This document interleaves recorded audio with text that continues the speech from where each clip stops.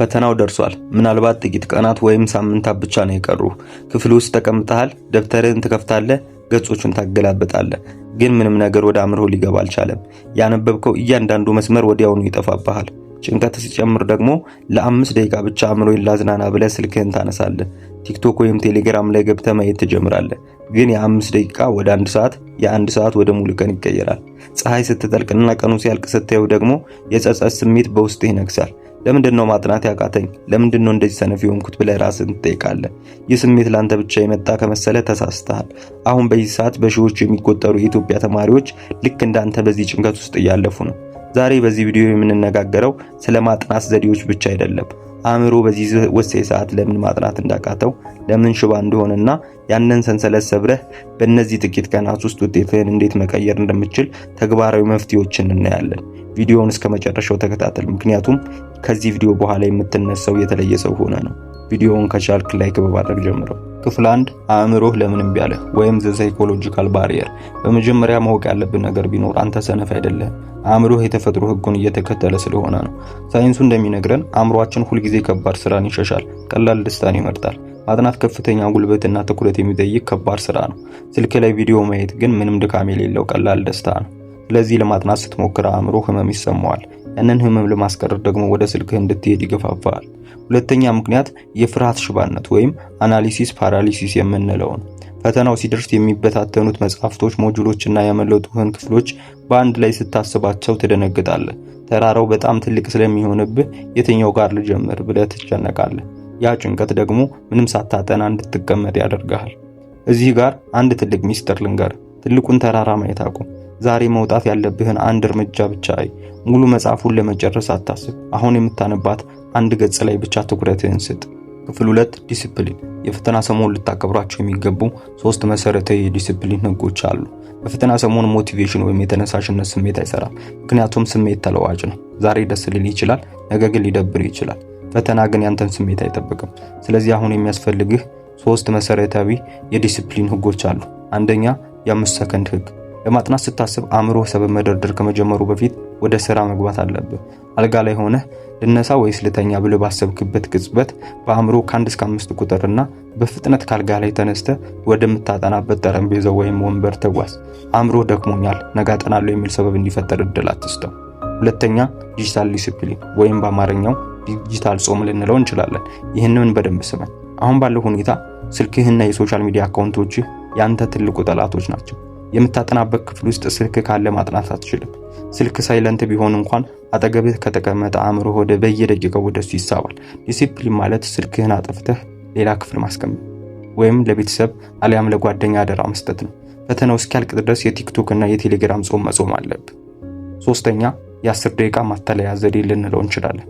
አእምሮህን ቀኑን ሙሉ ላጠና ነው ብለህ ስትነግረው ይደነግጣል፣ ይሰለቻልም። በምትኩ አእምሮህን እንዲህ ብለህ አታለው፣ ለ10 ደቂቃ ያህል ብቻ አጠናለሁ፣ ከዚያ በኋላ ካልፈለኩ አቆማለሁ። ይህንን ስታደርግ የማጥናቱ ከባድነት ይቀላል። የሚገርመው ግን አንዴ መጽሐፉን ከፍተህ 10 ደቂቃ ካነበብክ በኋላ አእምሮህ ይለምደዋል። ከዚያ በኋላ ለሰዓታት መቀጠል ብርቅ አይሆንብህም። ትልቁ አስቸጋሪ ነገር መጀመሩ ላይ ብቻ ነው። ክፍል 3 ለፈተና ሰሞን የሚሆኑ 3 ውጤታማ ያጠናን ዘዴዎች። ሰዓቱ አጭር ስለሆነ አሁን የተለመደውን የድሮ ያጠናን ዘዴ መጠቀም አንችልም። ሙሉ መጽሐፍ ቃል በቃል ለማንበብ መሞከር ጊዜ ማጥፋት ነው። አሁን የምንጠቀምባቸው ብልሃት የተሞላባቸው 3 የጥናት ስልቶችን እንመልከት። አንደኛ አክቲቭ ሪኮል የምንለው ነው። ብዙ ጊዜ ተማሪዎች የሚያደርጉት ስህተት አንድን ማስታወሻ ደጋግሞ ማንበብ ነው። ይህ ተግባር ደግሞ ፓሲቭ ለርኒንግ ይባላል። አእምሮህን አያሰራም። በምትኩ አንድን ገጽ አበበ ስትጨርስ ደብተሩን ዝጋው። ከዚያ ምን ተረዳው ብለህ ያነበብከውን ነገር ለራስህ በገዛ ቃል ለማስረዳት ሞክር። ልክ ለሌላ ሰው እንደምታስረዳ አድርገህ ድምፅህን አውጥተህ ተናገር። አእምሮ መረጃውን ለማውጣት ሲታገል ነገሩ በደንብ ይቀረጻል። ሁለተኛ የቆዩ ፈተናዎችንና ጥያቄዎችን መስራት ነው። በኢትዮጵያ የትምህርት ስርዓት ውስጥ ትልቁ ሚስጥር የቆዩ የብሔራዊ ወይም ደግሞ የዩኒቨርሲቲ ዲፓርትመንቶች የሚያዘጋጇቸውን ጥያቄዎችና ፈተናዎችን መስራት ነው። መጽሐፍ ብቻ ከምታነብ ይልቅ ጥያቄዎችን ስትሰራ መምህራን ወይም የፈተና አውጪዎች ጥያቄዎች ከየትኛው አንግል እንደሚመጡ ትረዳለህ። የተሳሳቱ ጥያቄዎች ካሉ ደግሞ ከመጽሐፉ ላይ ሲታይ ትምህርቱ በፍጥነት ጭንቅላት ውስጥ እንዲገባ ይረዳሃል። ሶስተኛ ፖሞዶሮ ቴክኒክ የምንለው ነው። ሰዓታትን ሙሉ ያለ እረፍት ለማጥናት አትሞክር። አእምሮ ከ40 ወይም ከ50 ደቂቃ በላይ ማተኮር አይችልም። ስለዚህ 50 ደቂቃ ሙሉ ትኩረትን ሰጥተህ አጥና። ከዚያም 10 ደቂቃ እረፍት ውሰድ። ነገር ግን በእነዚህ 10 ደቂቃዎች ውስጥ በፍጹም ስልክ እንዳትነካ። ወጣ ብለህ ውሃ ጠጣ፣ አየር ተንፍስ፣ ወይም አካልህን እያንቀሳቀስክ ለመዝናናት ሞክር። ይህ አእምሮህ ያጠናውን ነገር እንዲያደራጅ ጊዜ ይሰጠዋል። ክፍል 4 የጭንቀት አያያዝና የእንቅልፍ ሚስጥር። በፈተና ሰሞን ተማሪዎች የሚሰሩት ትልቁ ስህተት እንቅልፍን ማጣት ነው። ሌሊቱን ሙሉ እያጠናው አድራለሁ ብለህ ስታስብ ውጤታማ የሆንክ ይመስልሃል። ነገር ግን ሳይንሱ እንደሚለው አእምሮህ ያጠናውን ነገር በቋሚነት ሴቭ የሚያደርገውና የሚያደራጀው በመተኛበት ሰዓት ነው። ካልተኛ ጠዋት ፈተና ወረቀት ላይ ስትቀመጥ አእምሮ ይዝላል፣ የተማርከውን ነገር ማስተዋወስ ያቅተዋል። ስለዚህ ምንም ቢፈጠር ቢያንስ ከ6 እስከ 7 ሰዓት መተኛትህን እርግጠኛ ሁን። እንቅልፍ ማጣት የዲሲፕሊን መግለጫ ሳይሆን የድካም ስሜት ማምጫ ነው። ሌላው ጭንቀት ነው። በወርቅስ፣ ፈተናው ቢከብደኝስ፣ ቤተሰቦች ምን ይሉኛል የሚሉ ሐሳቦች አእምሮህን እንዲወሩት አትፍቀድ። ጭንቀት ለአሁኑ ሰዓት ምንም መፍትሄ አይሰጥህም። ይልቁንም ያለህን አነስተኛ ጉልበት ይበለዋል። አሁን ባለው ሰዓት በአንተ ቁጥጥር ስር ያለው ነገር አንድ ነገር ብቻ ነው። እሱም አሁን የምታደርገው ጥረት ነው። ስለ ውጤት ለጊዜው ተወውና ስለ ሂደቱ ብቻ አስብ። ይህንን ቪዲዮ የምትመለከቱ የቻናላችን ቤተሰቦች ምናልባት ባለፉት ወራት በአግባቡ አላጠናችሁ ይሆናል፣ ጊዜያችሁን ማባከናችሁ ይሆናል። ያንን መቀየር አትችሉ። ነገር ግን ካላችሁበት ሰዓት ጀምሮ እስከ ፈተናው ቀን ድረስ ያለውን ጊዜ እንዴት እንደምትጠቀሙበት ሙሉ በሙሉ በእናንተ እጅ ላይ ነው። ዛሬ የምታሳዩት የጥቂት ቀናት ዲሲፕሊን የነገ ኩራታችሁ ይሆናል። ፈተና ያልፋል፣ ውጤቱ ግን አብሯችሁ ይቀጥላል። ዛሬ ለስልክና ለስንፍና እምቢ ካላችሁ ነገ ውጤታችሁ ሲመጣ ፈገግ ትላላችሁ።